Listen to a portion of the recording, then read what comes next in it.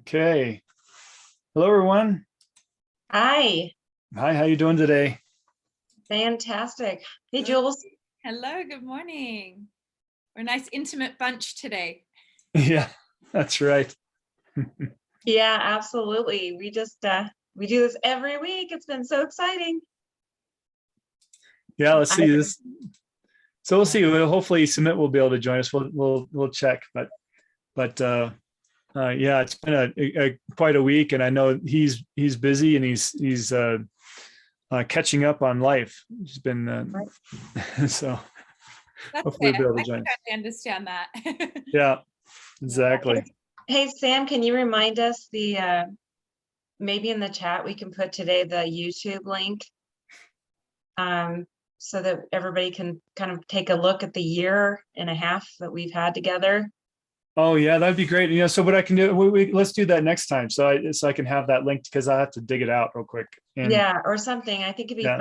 I'm looking forward to just watching some of the prior conversations, and I know a lot of employers are also, thinking of their journey through this crazy time in our world, right. Yeah. And we were there right along the whole way with our people strategy HR forums all along the way. So that'd be kind of interesting. Yeah, it's a great resource. I've had a lot of people ask for, like, oh, let's look at they're doing a project on a particular topic and they want to dig through the archives and look for that particular recording. And so we're going to have that well, we're getting ready to update the landing page, and so it'll be better indexed, and so people can find things a lot easier as far as those discussions. So it'll be good. That'll be fun. It's like a full library and it's completely free. So it's the Yeah. best price. Yeah. And Jules, when did you join us? I can't remember the time frame. I think it was like late February, early March, I want to say, of this year. Yeah. Yeah. You guys were already in your flow, I just came to add a little spice and That's good. That's why we love your accent. Oh, yes. That's the I have nothing else going. My accent's my personality. That's not true. That is not true. So Jules, do tell us about what's going on in LA right now. How's things going there? Oh, things were pretty good when we could take our masks off and smile at each other, and now we're back to masking up. But yeah, it seems pretty normal. Everything's open. There's so many events happening, so it kind of feels like normal LA. And I love LA in summer, like all the events, the Hollywood Bowl, and actually the Hollywood Bowl open. They're doing concerts now. Oh, fun. Yeah, that's like one of my favorite things to do during the summer, because you can they let you bring in wine, so you can bring your bottles of wine and your picnic basket.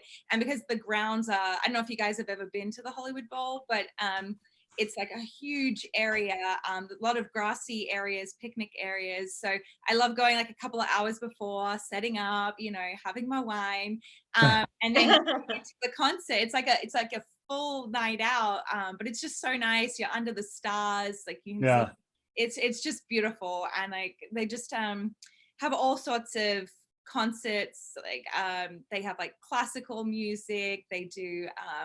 I think Christina Aguilera was there doing a concert a few weeks ago. So it's just like all kinds of artists and performances that you can see. So I really missed that. Like during COVID, I was like, what am I meant to do this summer? Like that's normally my thing, going there like a couple of times. So I'm glad to see it back up and running. I totally miss it. I mean, I love those outdoor venues. I mean, it's just, I think that's just the way music is meant to be consumed. On those. Exactly. Yeah. Well, I really enjoy these places that have come out that actually are like open garage doors.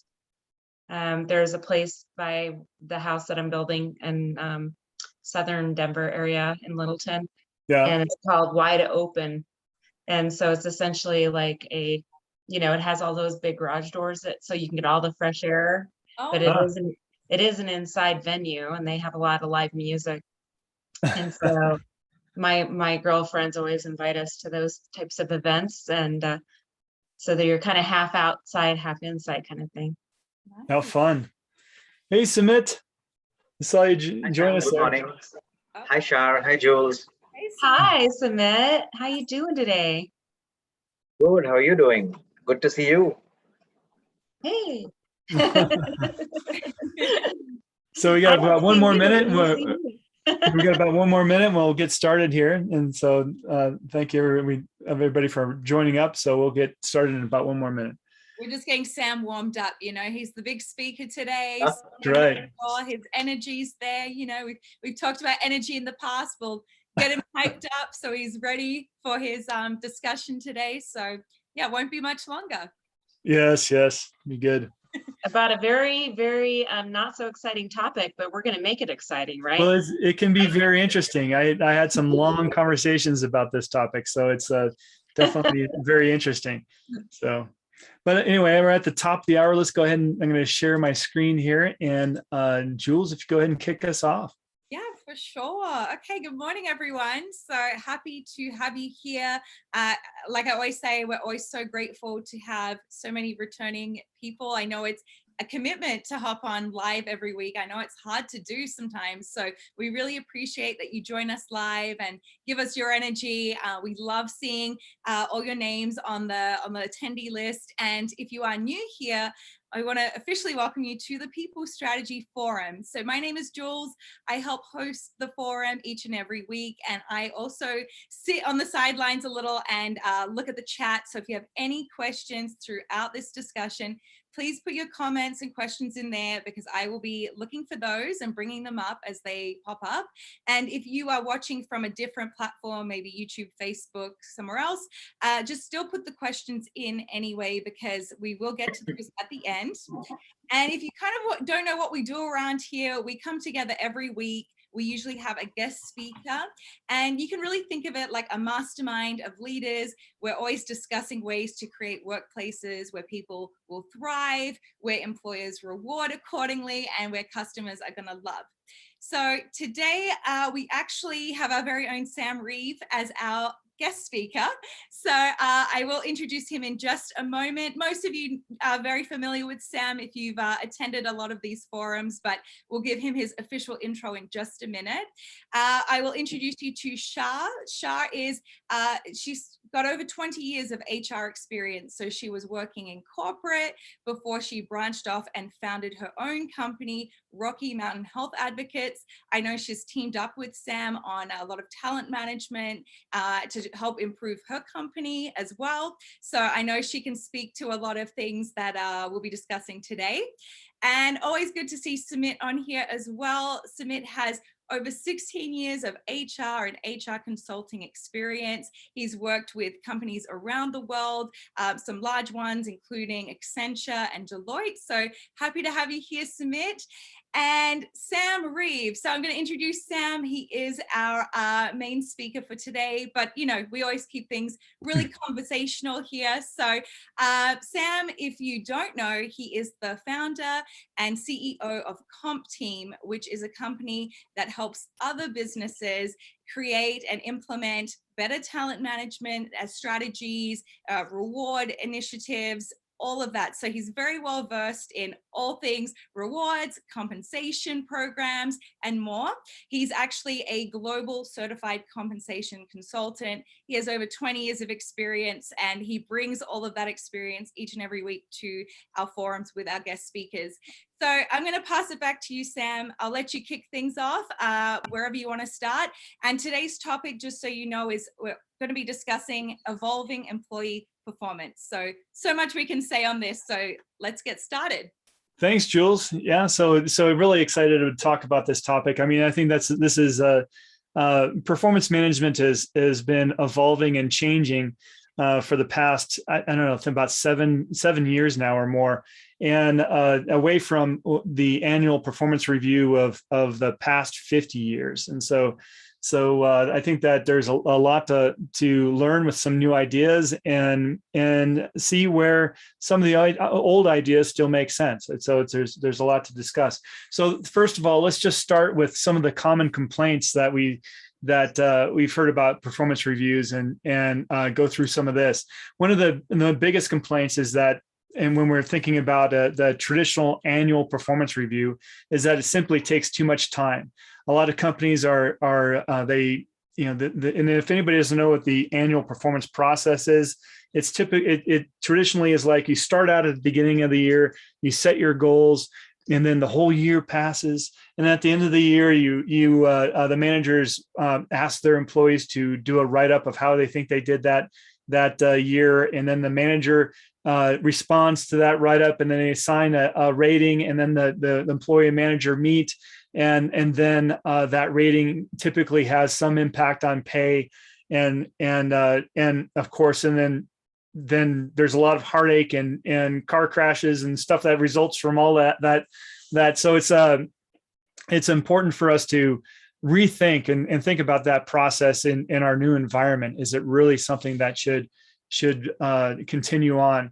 And so one of the biggest complaints, as I mentioned here, is it takes too much time.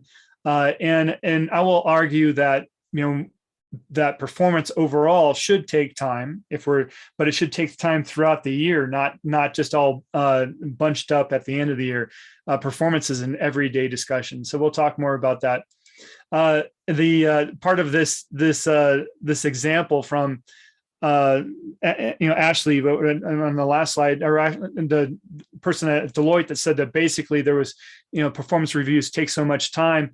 Here they're saying that, and on an average person that makes $80,000 a year, they're going to spend at least 3 hours per employee, and to be able to write up this performance review. An employee does about 2 hours on themselves doing that. And so when we're looking at a 500 person company in all, we're spending over $100,000 just in time alone spent on reviews. So it can be very costly, but once again, it's all about the ROI, the return on investment. Is it worth it? So we'll talk about that. The next is the annual review is really too long to be effective. I mean, business and everything is moving so fast nowadays. We can't set goals at the beginning of the year. By the end of the year, those goals are usually obsolete. And so it's this long, lengthy timeline is not ideal anymore. And the next is that, it's stressful on managers and employees. Managers hate to write reviews, and employees hate to write their own reviews. They dread the discussion. They lose sleep the night before. It's really kind of a very stressful all around. So tough. And then next is, if you're not a high performer, you end up feeling demotivated, right? So if you've had a great year and you're going to get a stellar review, you're all excited about it. You're excited about what's coming from it. But if you're an average performer or less, you're always fearful of, geez, what are the repercussions of this? I'm dreading this conversation if it's all held to the end. The next thing is with the annual performance review, we found that a lot of employees tend to flee after the review. Usually it's they find it disingenuous. They usually find that some of their expectations that they had didn't come to fruition, and they were disappointed, and they decide to leave the company, or they're just waiting for that last bonus check and they're going to leave after that. So there's a lot of failures here when we're looking at that annual review milestone. The next is also causes some unhealthy competition between teams, especially if you're ranking people among one another. So that can be quite an issue. So there's some downfalls here. We'll discuss more later in the conversation. The next is that it focuses too much on the past and not enough on the future. I mean, if you can imagine how that just haunts you, if you screwed up halfway through the year, and then that keeps on being brought up, and it's going to be brought up again at the end of the year, and it's going to impact your pay. I mean, it's just like you're living in the twilight zone, right? You constantly have that fear of that particular element hanging over your head, instead of really focusing on how to improve this going forward. And then also the annual review process and how it's typically delivered from the manager to the employee is really not relevant to the way we work nowadays. I mean, think about your employees. As a manager, a lot of employees, we don't know 100% of what they're doing. They're working with different teams, cross-functional teams. They may be working with an international component. of the business, working with vendors. And so we're not fully, it's not 100% transparent what their actual performance is. Another thing is that managers often game the system. When they comes to performance or pay and performance, they think about, well, I want to give so-and-so a pay increase this year. You know, they've been working hard. And so I need to make sure that they're ranked high as a performer to justify that increase. Or, you know, I've even gone into companies and interviewed managers, and they'll tell me things like, oh, well, you know, everyone on my team is a high performer, but we know we have to meet this distribution of performance. And so somebody's going to have to take the hit and be the poor performer this year. And it was Ed last year. Now it's going to be Bob, you know? And so it's kind of it just defeats the whole purpose of providing feedback and ratings. And so there's a lot of things here, a lot of complaints that we've heard. So I just wanted to open this up to you guys and see, is there anything that I missed? Have you heard any other things that come up?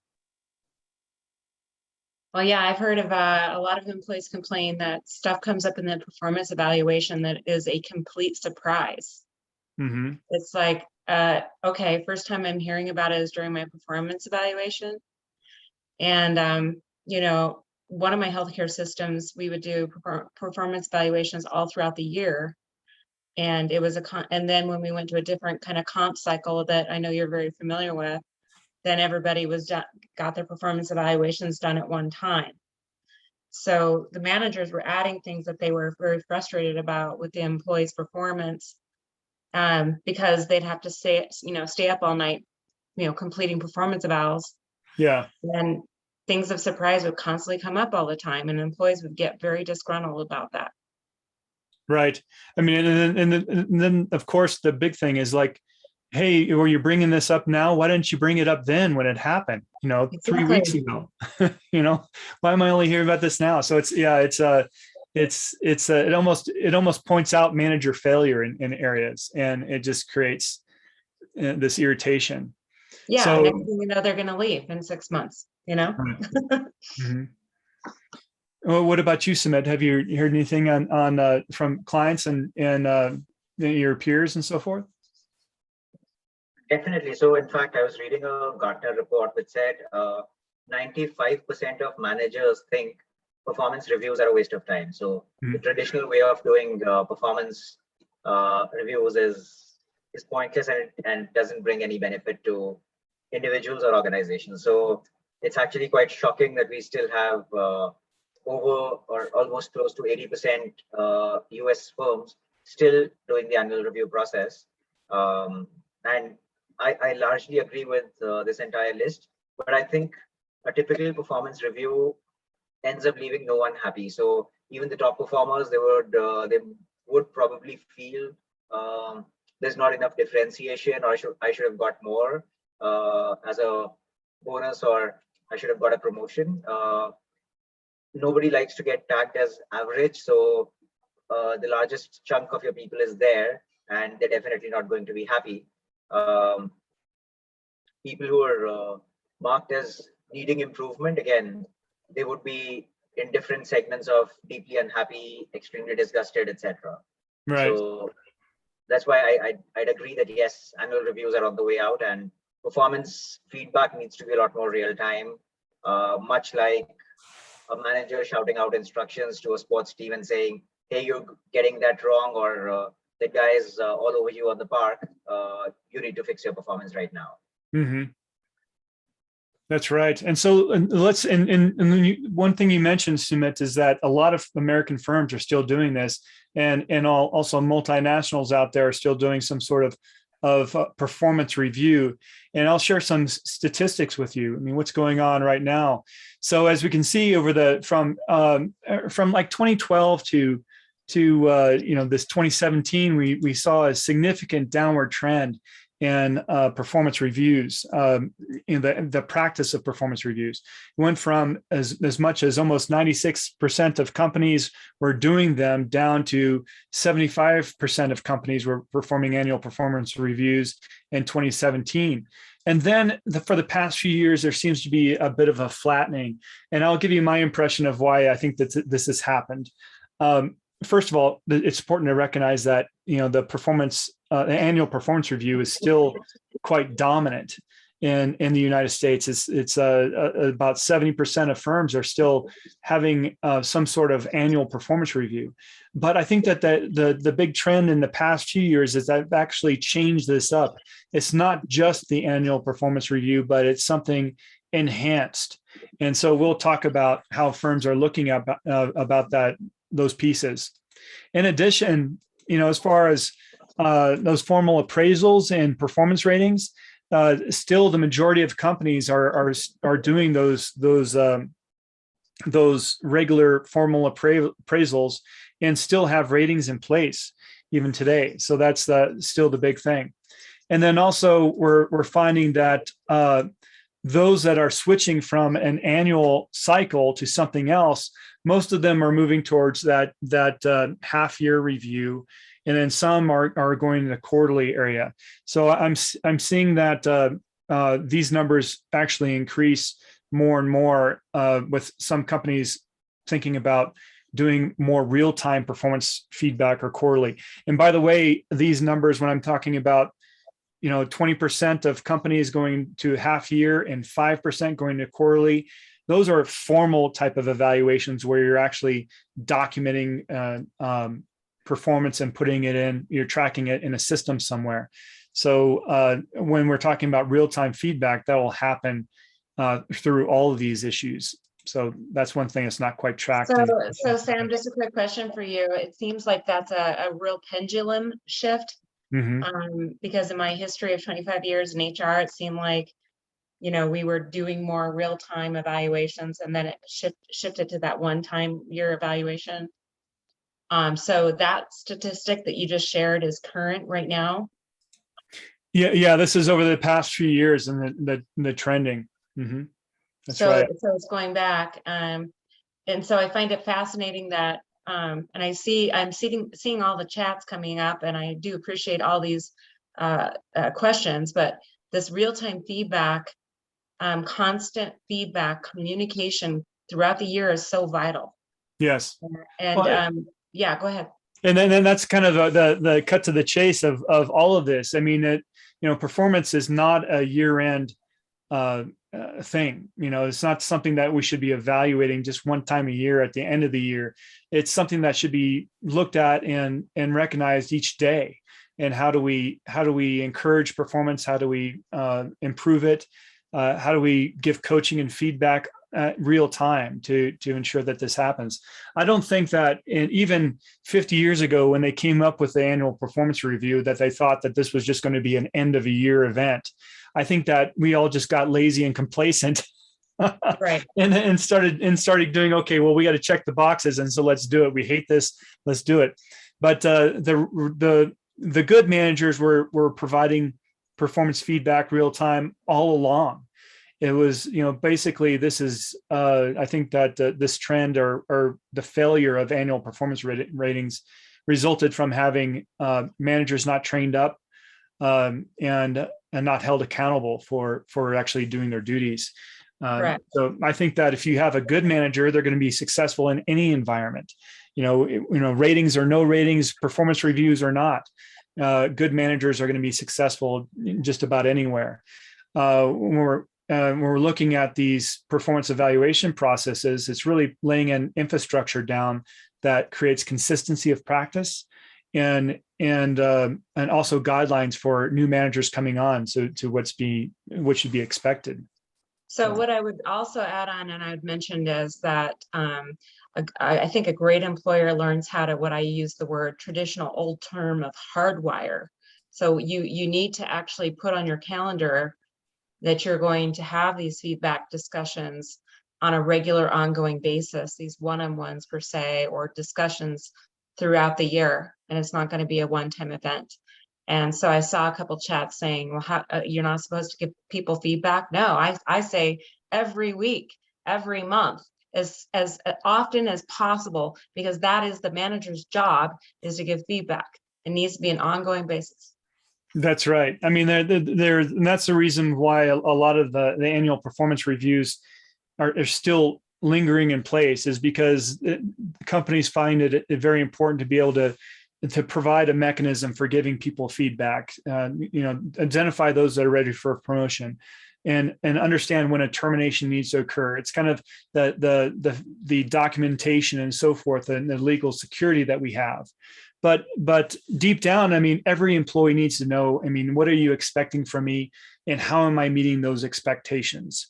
And as leaders out there, I mean, it's our ethical obligation to make sure that those questions are answered effectively.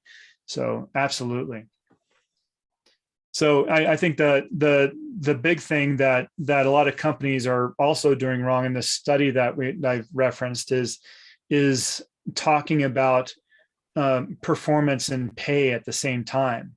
And what we found is, in a lot of American companies, they tend to group this conversation together. And I think that was maybe one thing that we didn't really capture in the common complaints. But when we're one of the big issues of having the pay discussion tied to the performance discussion is that employees go into that meeting and that's all they're thinking about. It's like, oh my gosh, how is this going to impact my pay? Am I going to get a bonus? Am I going to get a raise? They're not thinking about the feedback or whatever. So it's a complete waste of time to put these things together. So I think that's one of the big things. And then the other trend here we're looking as far as the performance management overall is that the dominance or the increased use of systems to track performance. Right now, there's tons of systems out there that will track different types of performance management, whether it's real-time feedback to the traditional methodologies. And so they're very inexpensive and they can be very powerful tools to have in place to help managers have some more structure around this. And then, Sam, we actually have a question from our audience too, just talking about going back to not doing the annual performance reviews. So if it's not going to be year round, on which basis would you set goals? Because obviously a lot of companies set goals for employees, targets, all that. So if they're not going to be doing it year round, what basis are those goals going to be set on? And when would the salary increment be conducted? Okay, great question. Really good question. Yeah, so let's talk about that a little bit here as far as goals. And so when we think about goals are different based upon where they are in the organization. The first thing is that when we look about how businesses start setting up their vision and mission and where they're going as a company, we used to talk about this as alignment, when we have where the company decides where their vision is. And then they say, okay, where do we need to go this year to achieve that vision? And then what does this business department need to do? And what do individuals need to do to support all of this? That is called alignment. And yes, that's important, but nowadays things have changed. As the question came up, we're in a much more agile environment. We can't set objectives at the beginning of the year and expect them to be still valid at the end of the year. We need to look at these every day as we go and redefine priorities. Now, we still have the mission and vision that we're trying to get to, but that's like that end result that needs to keep people on focused on where we're heading as a company. And then we have those guardrails that we put in place, the guiding principles, or things that the standards where we're trying to say what we're trying to do this year, and this is a direction that we're trying to accomplish this year is X, and setting that is also important. But we're getting feedback from the marketplace and the pandemic and government regulation and things that are coming at us throughout the year that our managers, middle management, and employees need to adapt to on a regular basis. So that feedback comes in, and so we need to be agile with our our goals and discuss those on a weekly basis and how we reset priorities. So that, I think that was one part of the question. Now the other was when should we change our when should we pay for these particular achievements? Is that right, Jules? Yeah, it's when would we implement the when the salary increment would be conducted. So I guess at the end of the year, you know, you kind of decide whether or not they're getting a raise. So if you're breaking it up throughout the year, or if you're doing away with it altogether, when do we discuss those pay raises? Because, you know, that's also important. Yeah. And so it's different. I mean, of course, the rule of thumb is that you want to have pay changes that's as closely tied to the behavior that so if a person is performing really well, you want to recognize that with a you know, that pay or recognition or something like that. That's a common rule of thumb. Now of course, when you, as a company out there, you can't just jump to that. Because you need to think about internal administration. Do we have the the infrastructure to be able to support that, to assess performance on a quarterly basis or a monthly basis, and then pay on that and more on a monthly or quarterly basis? Can we do that administratively? Perhaps that's too burdensome to be able to do that. You know, there's a new trend that's coming out as far as pay on demand, where you know, people, when they complete a task, they can get paid for it at that particular moment, or even in between traditional you know, paydays. And so that's a new trend that's coming out. But I would think about what is right for your company. You can, you know, like I have to say, pay is not the only thing, right? I mean, when you think about why people go to work, pay is a key element and needs to be competitive.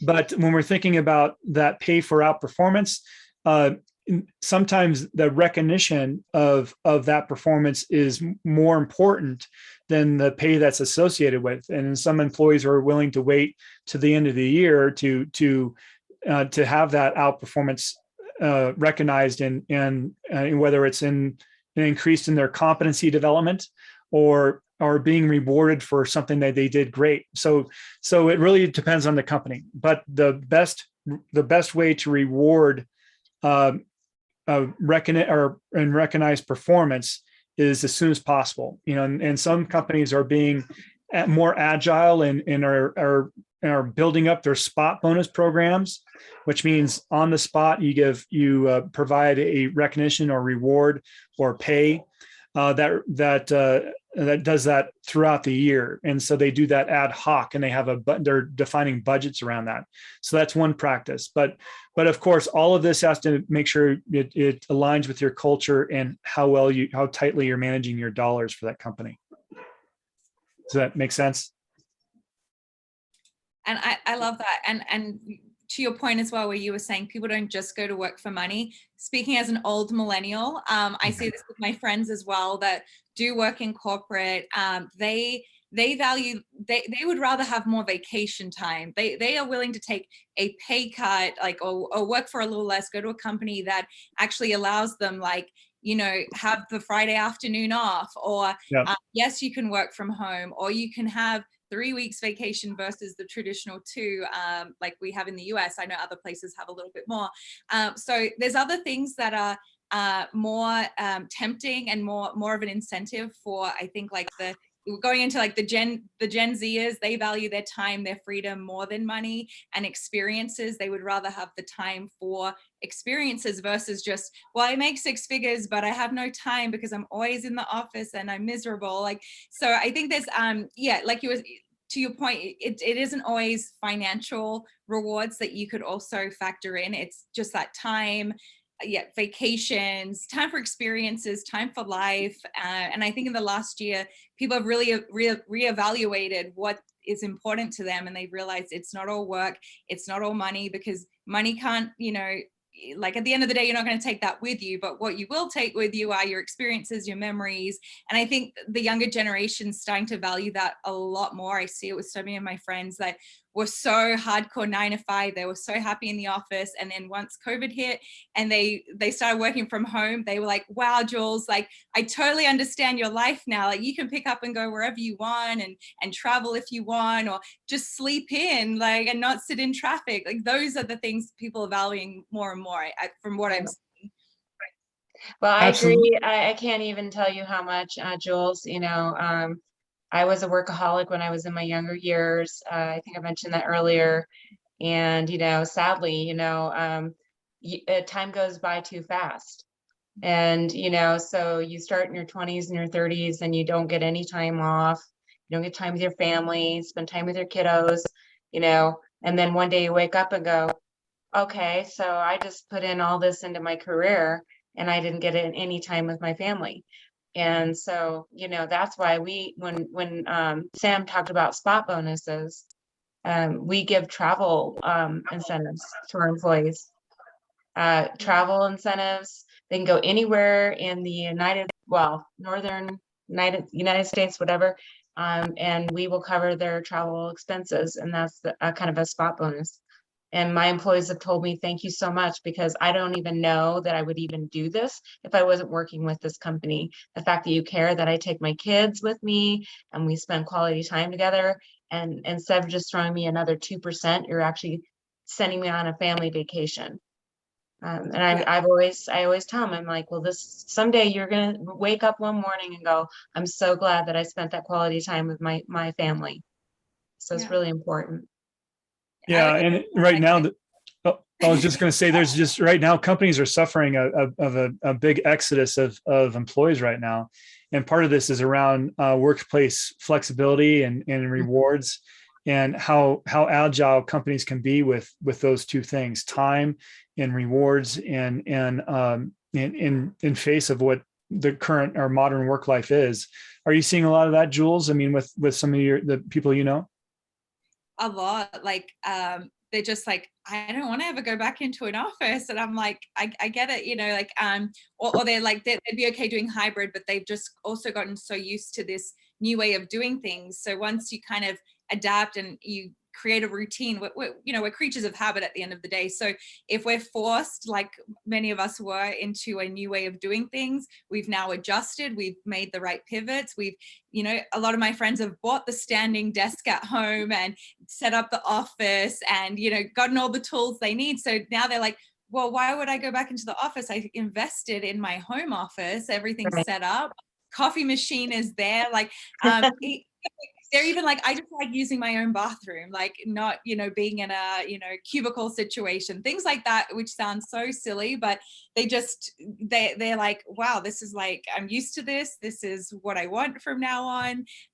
So yeah, I'm seeing it a lot. Like a lot of them have woken up, because they always thought I was crazy and like free spirited, and they were like, I am, but they just didn't get it. They're like, how do you survive like this? I'm like, well, I'm always in a good mood, because like, I don't have to beg for time off, or if I have to go see the dentist, the doctor, I can create my own schedule and still get work done. So, and we've seen that it's possible. Like if you're getting the job done, then at the end of the day, it really doesn't matter if you're in the office or at home. And yeah, so I'm definitely, a lot of friends are waking up. And if you just even go on TikTok, I love young people, so I'm always scrolling through, and there's so many accounts where they just make fun of like corporate America, and they make fun of like being maybe not make fun, but like they bring to light like the micromanagement aspect, and going into the office, and how many meetings could have just been an email. So there's definitely like a little like a fun, I wouldn't call it like a fun group of creators on TikTok that are speaking out about that. And you see in the comments, people agree with it. They're like, yes, that's like my company as well. Like, so things are changing, and they definitely want to see that change. I think this new Gen Z is very different to the traditional way of doing things. They're like total opposites. So I think employers will just have to try to adjust as best as possible, because I mean, they are going to be that next generation. They don't want to be, working 8 to 6 Monday to Friday with no experiences in life. So they definitely adjustments do need to be made. I mean, obviously some traditional things are good too. You know, I don't say like do away with the whole traditional system. There's elements that definitely have worked and still work, but you definitely have to start making room and being flexible and letting go of the attachment to the old and inviting the new. Right.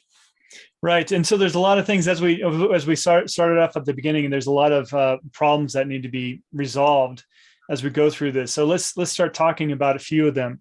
And the most important concept is that, you know, the performance rating or performance review is, you know, should be replaced with something that's more real time, something, you know, we need to think about performance every day. And also as part of our process, managers need to be held more accountable for ensuring that they're enabling employees and tracking performance and so forth on a regular process. And we'll dive a little bit more into what that means. But the first thing is hiring right is the most important thing as far as when we think about enabling performance. The first thing you want to do is making sure that the people that you're bringing into the organization are, you know, have a passion for what you're asking them to do. They have the competency set to perform in that particular environment. Those are the most important things that's going to determine how a person performs in your company over time. So making sure you're hiring right is the first step to that. And also, you know, when we think about hiring, there's a couple things that we need to take into consideration. It's the experience, their competency, and their passion. I mean, those particular things. If one of those things are not strong or are failing, such as a person doesn't have experience, it's going to take them longer to perform at the levels that you need as a company, or if you have to give them training and development. So that's something that, of course, we need to make sure that we are setting that reality check. Our managers understand that. And, you know, so if you're hiring a person that is junior, do you have a development program in place to bring them up to speed? And does that exist at your company? Because if it doesn't exist, then you shouldn't be hiring junior people if you're expecting them to perform a higher level role with more competence. So then the other thing is onboarding. You know, so when you're introducing a person into the team, and also when you're bringing them in and training them up on how are things done around here. So if you want to quicken the ramp up process and improve performance sooner, it's important to have a strong onboarding process so that people know how to actually complete their work and get things done in your particular environment. That's another way to enable performance. And then, of course, teaming here is critical. You know, making sure that that person is supported by other teammates, that they are able to mesh well and so forth. So Sumit, as far as bringing people in and encouraging teaming, what have you seen that companies are doing there to help encourage greater performance levels? So I'd say onboarding and teaming both, Sam. A lot of organizations are doing away, or at least adding to the very formal and very structured single day orientation program, and they're breaking it up into stages, saying we'll have informal 1 hour sessions with people in your team itself to walk you through what's the process to fill up your timesheet, what's the process to raise a grievance ticket or request for support, and so on and so forth. From a creating a better team perspective, a lot of informal interaction, and I've seen larger companies like Accenture where it's a possibility that you'd be a face in the crowd and you'd get lost in thousands of people. They do things like lunch sessions with leaders. So a leader will send out an email saying, I've got this time on my calendar and I've got, say, 8 slots. Anyone can sign up for lunch with me. So you'd have a list of, say, 5 leaders, and you could vote for the one that you want to have lunch with. So you'd have that on a regular basis, and you'd get to spend time with senior folks. And they've also structured the buddy or the coach program to a large extent, where you get assigned somebody to walk you through and navigate the organization even before you join in. So that person acts as your navigator in the system. So they introduce you to all the right people. They introduce you to teammates. They bring you up to speed on the culture and the ways of working of the team. And of course, they're also there to lend a hand when you can't find a certain policy or process or something of that sort. And there are regular communities of practice kind of sessions just to help people from diverse teams in getting together. And I've seen a lot of smaller or medium organizations following suit as well. So it's not only restricted to the leaders in the industry. A lot of smaller organizations are also creating internal and external platforms for diverse people to come together and to really interact. Right. And that's a huge change, at least in this part of the world. Yeah, that sounds great. I mean, having those collaboration platforms are super important as we're become more of a digital workforce. Having a lot of those people remotely, there needs to be ways for coming together for collaboration inside and outside the office. In the office of when we're able to do that, right? So I think that's part of what I call the performance infrastructure, and this is the place where we need to ensure that we have a consistency or a framework across the organization to establish performance. And I'll talk about this. Some of this is going to be the system that you have in place, depending on what philosophy you want to look at. If you want to stick with the annual review process and just make it better, or if you want to go with some real-time performance feedback and document that in the system, that proper infrastructure is going to be important. But we're also going to need to talk about making sure that the playing field is level for those different jobs and what you're expecting of people. And so I'll show you an example in just a moment. But let's talk about what real-time performance management is. This is what I think, we're seeing a lot of companies going to what they call real-time performance management. And so how do we go from this annual performance review to the real-time performance management? Well, we leverage our existing tools. Most companies already have these pieces in place to be able to do this effectively. And it doesn't take an expensive system. It takes organization and management training and consistency. And so let me take you through that. And of course, the most important piece is it's a tool that we're quite familiar with, is those one-on-one meetings. And so this is where that real-time performance feedback comes from. Is when we meet with our employees and we make sure that conversation is constructive. And so how do we make that conversation constructive? I propose what, our methodology of the workforce experience scorecard. And so, and this is a framework where you can have your one-on-ones in a very organized way. And cover these particular topics throughout that discussion.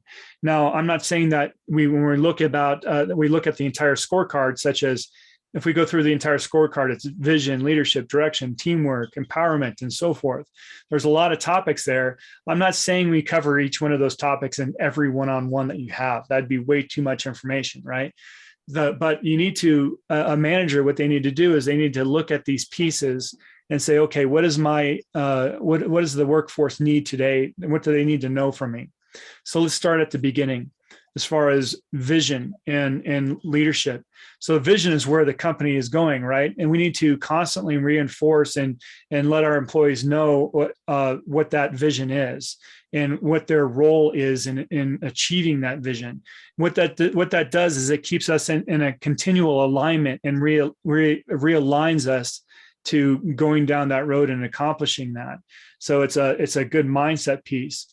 And then also when leadership comes into that, it's important that we're spreading the news of what leadership is doing to achieve that vision this week or this month, or giving them that understanding. Well, Well, this month, we have our CEO is out at this event promoting our company, our vision, and that gives people an understanding of where we're going, and it brings them in the know. It makes them feel like they're part of something more important than just their day-to-day job.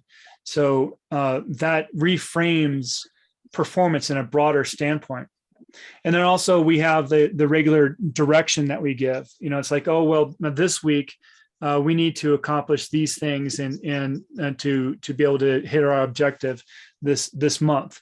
And so giving that constant direction is an important part to have in our one-on-ones. That's a traditional component, that direction and often feedback. The next thing that we need to think about is teamwork. More and more we work as a team overall, and our work is impacted by our team members and a lot of knowledge worker conditions. And so if we have a team member that is taking time off to take care of a loved one, perhaps, if we're working as a team, we can all come together to shore up some of those areas or pick up some of those pieces where other people are not able to do that. And then we know that if we picked up those pieces for them, they'll have our back when we need help. And so having that as part of the discussion is quite important. I think the general point here is that through all of this is the one-on-one meetings is an opportunity for us to have a great conversation, to get to know one another more. And this is the humanism, or bringing the humanism back into the business in HR. And that's been a big trend I've been seeing this year. And I know that you feel strongly about that, Shar. Oh, absolutely. I think also, in addition to what you were just saying, is that I'm a business owner. And although I could have all the conversations with my employees, I want my managers and my directors and the business leaders to be seen as that one-on-one, to be able to have those face-to-face conversations and have it regularly scheduled so that there's some trust, authenticity, respect, and that it's not just the business owners that are doing that kind of communication. So I think that's very important. Also, I think I noticed in the chat talking about diversity and inclusion, it's extremely important to really evaluate the diversity of your employees and respect that if you're going to be more productive as an employee, that we respect your diversity and your difference of lifestyle, and we honor and respect that. So when I'm coaching my leaders and my directors about how to have these one-on-ones, I talk about how to do that more authentic, with authenticity, and really respect what the employee wants to talk about. Also, really focusing on listening, not just telling in those one-on-ones, is also extremely important. So I've been coaching my managers on how to do that. So it's been, but my company is doing very well. And I think it's because of our communications abilities of doing that. Right.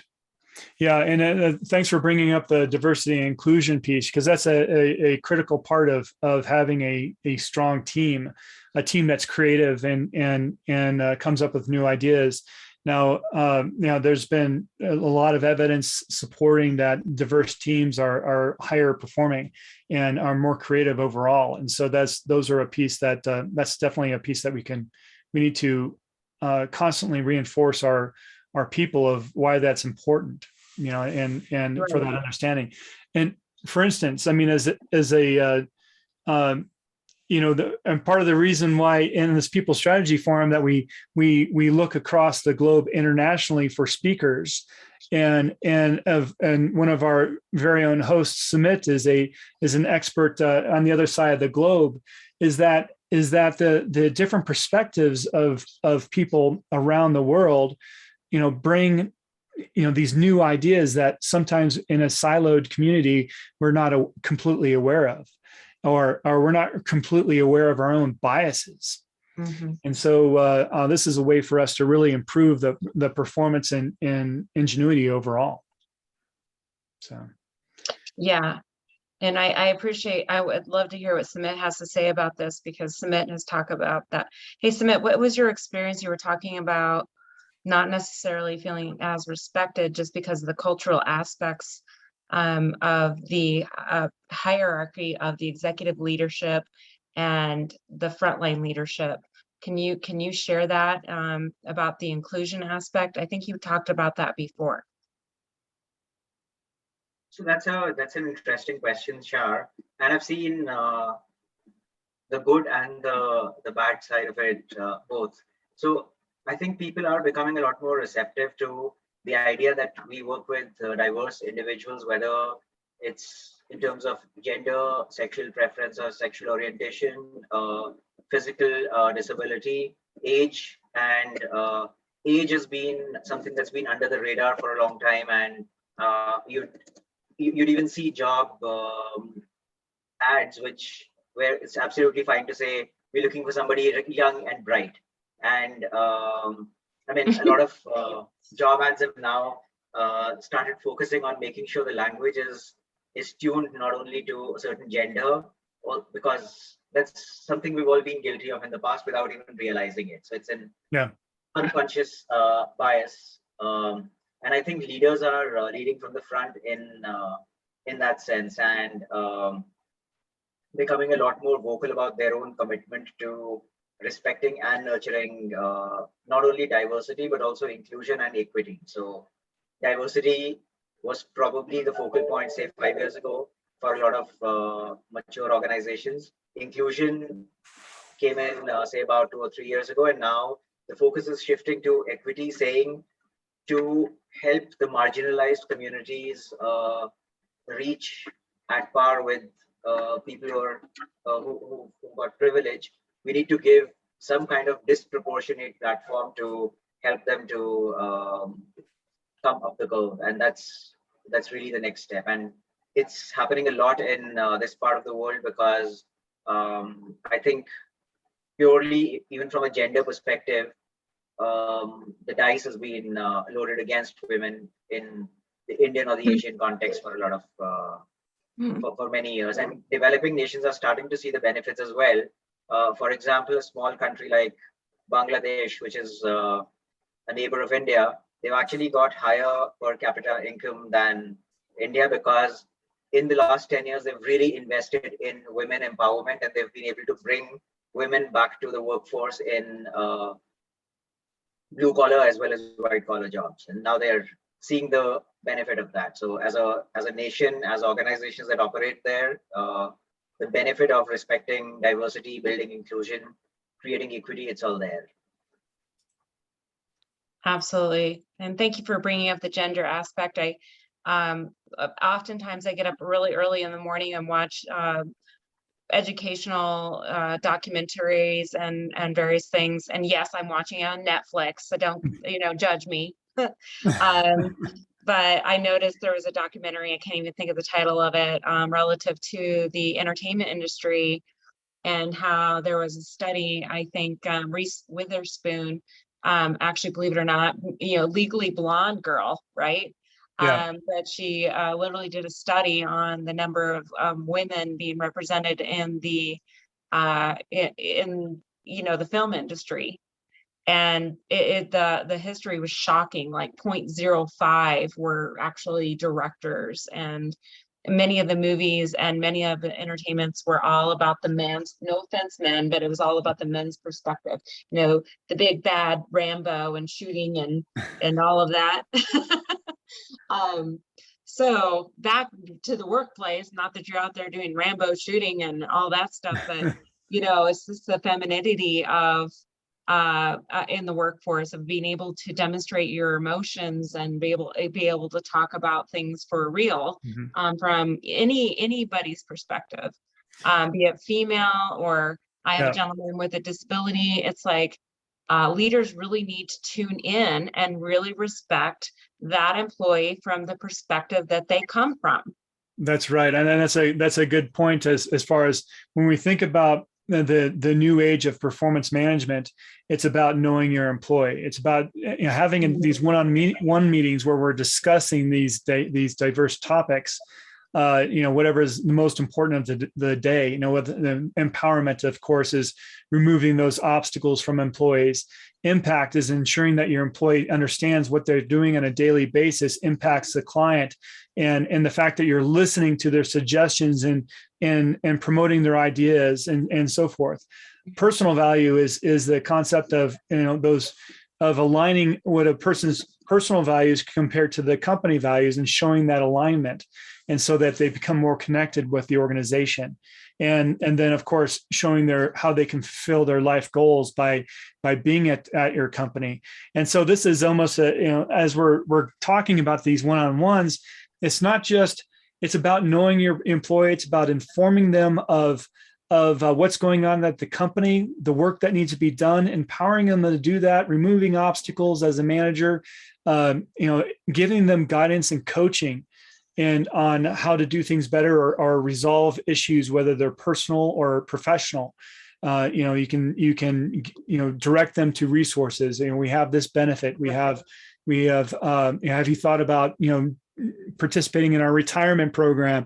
These different things that are available at your company, you should be talking about this with your employees. Right. Well, I'm not to interrupt you, Sam, but I really have enjoyed integrating the TMA system into my company. And I have been utilizing, which is one of our sponsors, which you'll talk about later. So for example, with one of my managers, I was doing a one-on-one last week. He said, the initial part of the discussion that Andre Blum had taught me as a certified TMA consultant with my employees is that you really identify the outliers of their behavior. So one of my leaders said, I don't understand why it says that I'm not assertive enough. And he said in my score, so I showed him, which you'll show later, but I showed him the grid and we really looked at it. I said, yes, but you're not high in assertiveness, but you're high in tolerance. And I think I saw in the chat about agility. So my company it changes day to day to day. My company is changing just because of the nature of our industry. And the fact that this particular leader, and he won't mind me saying his name is Zed. And yes, he is a millennial, Jules. But he but he loved the fact that I was able to have the conversation with him about, you don't have to be assertive to be successful in our industry, but you do have to have tolerance. So let's talk about how you can use your talent of tolerance and your talent and drives and passion to help your team be more tolerant with all these changes. So now we're going into the phase of, we've done all the TMA assessments, we're going through the analysis, we're talking about the results, and now we're going into the teaming phase.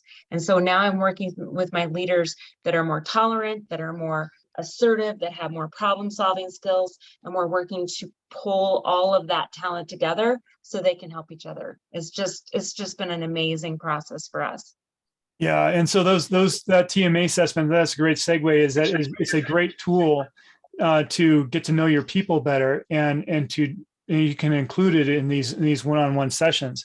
As I was talking about, I mean, in the way we're looking at real-time performance is to have your regular one-on-ones, and then also to document these as you go along. So what is a person's work style and preferences? What have they accomplished? Keep a list of their accomplishments as they've gone throughout the year, and what they've achieved, and what can help them perform as an employee going forward. This is a great way for you to reflect back as a manager and say, hey, great job on what you did, the first quarter, and this and that. You can review that to make it a more enlightening experience for the employees. It's almost a stay interview is a part of the process at times as well.